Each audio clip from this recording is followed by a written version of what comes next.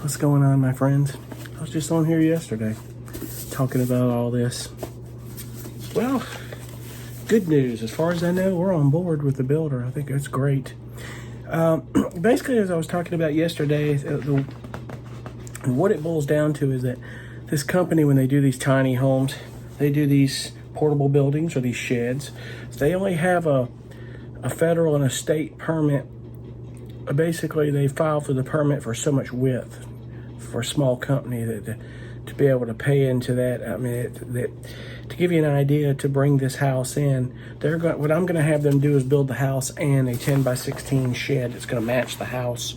Really nice, very well built. Is that I'm going to have to pay about $800 DOT permit to get this thing brought down. So they have to go by the state laws based on what they filed. If they were a mobile home company, I guess they would be paying a permit for that, because you wonder, well, mobile homes could be 16 feet wide or more. How do they do it and they can't go past 14 feet? It's all in the company that they file for and the permits that they can file for. If they wanted to file for a bigger permit, probably from what I understand, for a wider escort, it costs them a lot of money, I'm sure. And it would be a lot of money. They would have to tack that cost onto the cost of these buildings. So, but be it that it may. So basically, all they had to do. Let's see if we can find here. I mean, let's see here. Find it. It's right here. So when you get the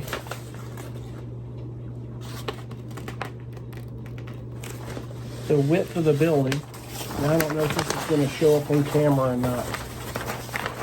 It will. If you get the width of the building right there, the width of it basically is just, all they had to do from 14 feet was take that in a half an inch. So it's like 13.6. Because I told him, I said, listen, the engineer's got to know that the measurements you give me have to match the foundation.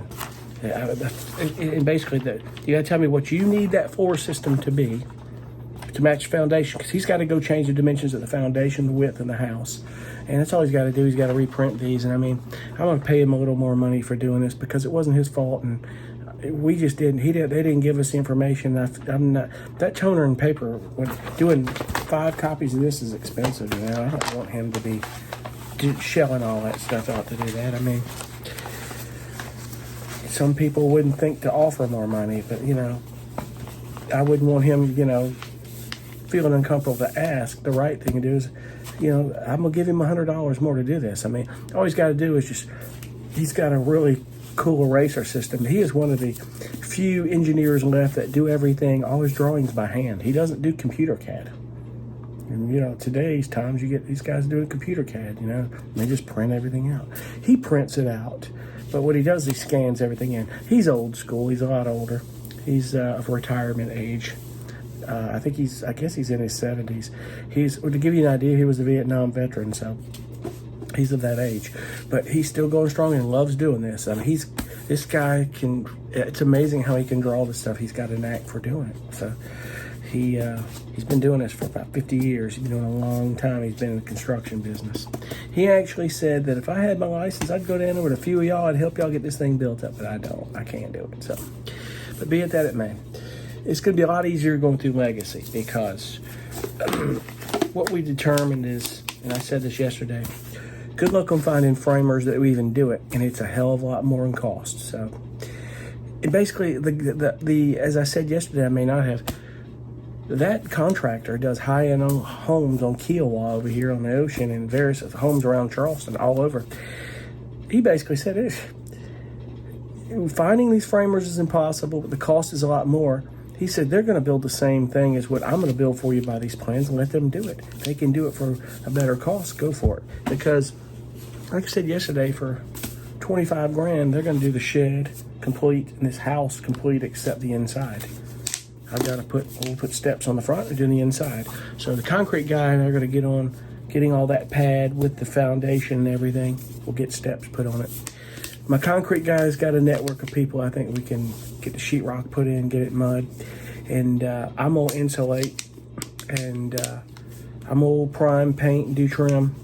And then I've got a little support system to get the cabinetry in and get that done. And I think what I'm going to do is I may go to Lowe's or go to somewhere and get them to do some Corian countertop for it. It's not that much. We're only talking a 10 feet worth of counter. Last time when I did it for my condo, it was like $3,500 for 10 feet of counter. It was a lot, but that was way more than 10 feet. I get them to come in and do that and integrate the sink in with it all in one piece. It's just a single sink. I'm probably looking at $1,700-1,800 maybe if I do that, because just don't know if I'm gonna go by way of the whole butcher block thing and have to do that, because I'll butcher that thing up, maybe. I don't know. Sometimes you surprise yourself what you can and can't do, but I think I just want to take the cabinets I'm getting at Lowe's and just let them do the counters on it. And we'll get the cabinetry in, because it's not going to be a ton of kitchen. You're talking 10 feet of kitchen. That's including the refrigerator. You've got room for the refrigerator in the corner, a base cabinet, a sink base, and a base cabinet. Plenty for that small house, and a couple of small wall cabinets. We're good. As I said, I'll have a connection for a stove, but we're not doing a big stove. It'll be a room for it if I want to, but I'm not doing it. I will use some induction cooktops we'll put under the cabinet and bring them up when we need to. And then I'm going to do a microwave convection oven air fryer, a really large one. It'll be really cool. So technology has changed the ways we can do that, because a house that small, I'm not baking big turkeys and having 40 people over for Thanksgiving. That place isn't designed for that. Now, I've had places that were. I've had houses that were, but not this little place. But that's okay. I'm not worried about that. But we're on board. The builder's on board. I told him, I said, if you're okay with everything else, have the sales lady email me and say you guys are on board and you're ready to do this. Then I'll proceed. We'll get the plans. I'll email them back to you. I'll get the process with the town and the county. I'll get all that paperwork done, and then we'll come up there and we'll get this thing rolling. I'll get the house ready to go. We'll get it done.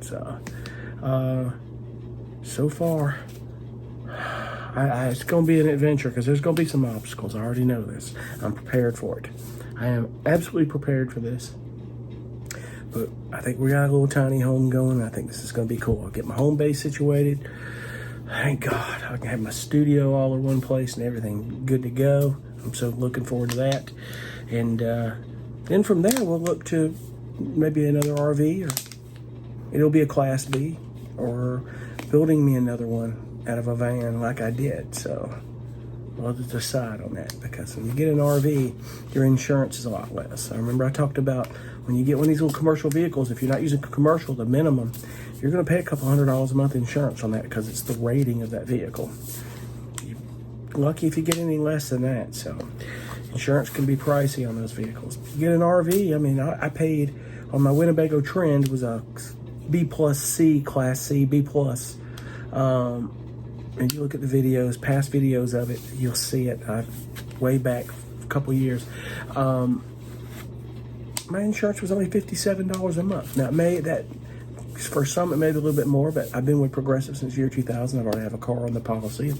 And at another time, I think at that time, I had 2 cars on the policy. So, but still, cheaper and better policy. The whole thing is insured. You know, Progressive has great RV insurance, if you don't already know that. So anyway, I'm jumping off, but that's today's update.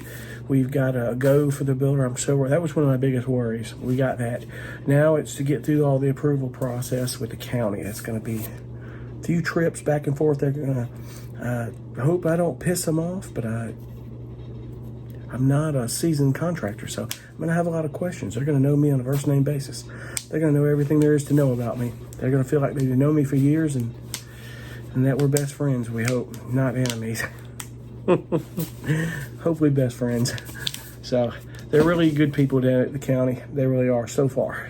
I've had a very good experience with that. So we'll get on. Anyway, I appreciate y'all for watching, and we'll keep you posted on the tiny home, shed to tiny home conversion. So technically it's not really a shed. It's like a portable building, small tiny home. It's just a tiny home. If you look at the shape of it, look at the plans, it's pretty much what it is. So it's going to be cool. Anyway, I'm off. We'll see you on the next one. Thank you. Be cool. Bye.